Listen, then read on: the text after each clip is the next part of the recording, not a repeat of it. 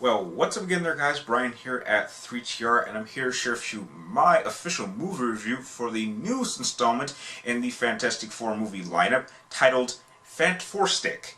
Because for some reason, Fox thinks it's very clever to use numbers as letters for no real reason. This movie was directed by Josh Trank, who gave us the really incredible film known as Chronicle, which I do believe was actually one of my earliest movie reviews for this channel, and has the very brilliant cast of Miles Teller, Michael B. Jordan, Kate Mara, and Jamie Bell. And this movie in a whole really is supposed to be a retelling of the origins of the Fantastic Four, of how they got their powers and how they all came together to be a team.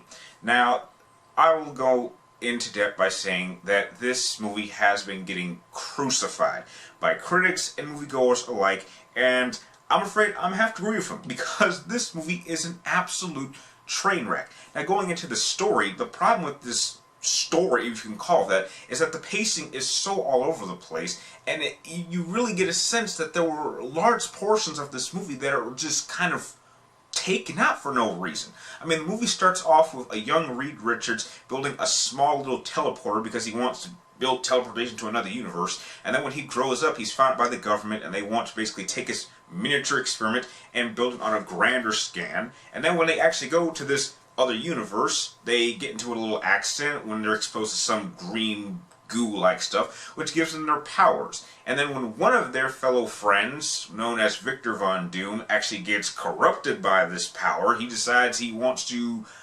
destroy the world for whatever reason, and it's up for the team to come together and stop him.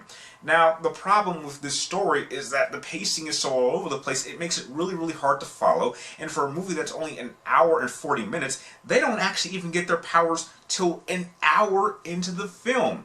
And then the rest of the film, it just kind of speeds up so fast, and things are happening so fast, and they're not really given much time to develop, and it's a complete mess. I feel really bad for the cast because most of them are just kind of phoning it in, like they know this is a really bad film. And you can tell that there were many reshoots because you'll see character motivations and personality traits kind of constantly switching.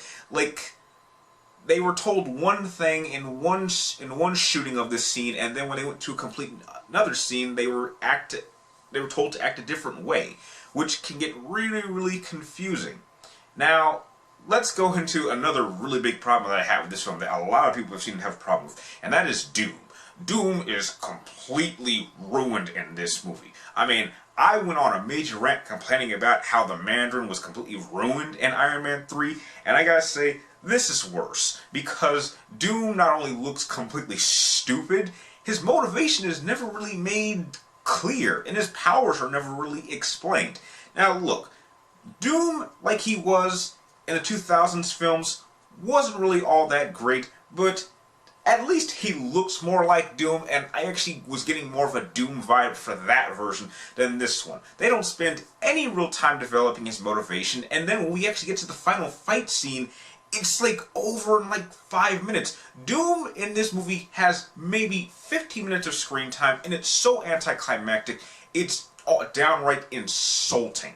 Another problem that I had with this movie is, oh god, is that if you actually watch the trailers, there's actually a lot of scenes that aren't even in this film, which tells you that Fox Studios must have come in and just butchered the hell out of this movie. I mean, even the director, Josh Trank himself, has gone on Twitter and wanted to distance himself from this film, acknowledging the piece of crap that it is, stating that there was a much better film that he had in mind, but we'll probably never see it. Which tells you that a lot of these rumors about stuff that was probably happening on set during the production of this film was probably true. Another problem that I had with these films is you don't really get any real chemistry between the team itself, which, for a movie that's so Fantastic Four focused on the idea of family and teamwork, is completely missing for a majority of the film.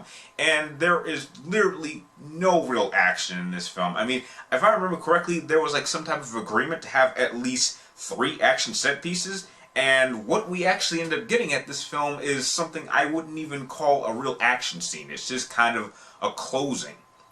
And it just all feels like it's a setup to a future film, which I'll admit, that's actually one of my biggest problems that I have with Marvel films these days, is that they have to spend a third of its time establishing things that will happen in future films instead of taking the time necessary to make the best possible film it can here and now. And this movie just doesn't do it.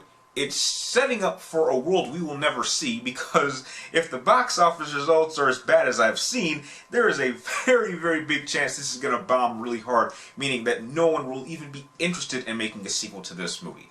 Now, it's not all bad, and I'll give credit where it's due. The actors do the best they can with the material that they're given, even though they're kind of phoning it in at times. Maybe they're acknowledging that this really isn't the best script to work with.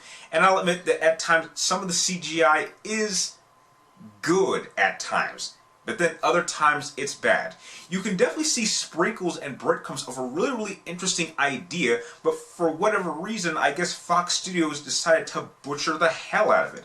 And I think the biggest crime was that they wanted to make this movie super serious. Now, the way I've always divided the three main studios is that you have Disney's Marvel, which is, kid and family friendly, which is nice. And then on the other side, you have DC Warner Brothers, and they're definitely going dead serious and dark, which they've proven actually works for their material. And Fox, I've always felt, was kind of in the middle, where it had enough of both sides to still be an entertaining movie. I mean, don't get me wrong. X-Men Days of Future Past, really, really dark film. Has some of the most horrific deaths I've ever seen in a comic book movie. But at least there were actually fun moments that I laughed at. I mean, where's the excitement? I mean, we're supposed to be in a world with superheroes, and you're trying to turn into the Dark Knight, which, trust me, that style would not work for this material, period. Which is just a complete waste of talent all around, and a complete waste of time and money, and resources for that matter. If I had to give this movie a rating, I'm going to give Fantastic a D-. The only reason I'm not going to give it an F is because I didn't pay for this with my hard-earned money. If I had, then I would be extremely more pissed off than I am now. But, heck, let's just move on to better things. Now, if you happen to see this movie, share your thoughts with me in the comments down below. And if you like this video, free to like and subscribe to keep track of me and my future movie reviews. And like always, thank you guys for watching. You're awesome, and I will see you next time.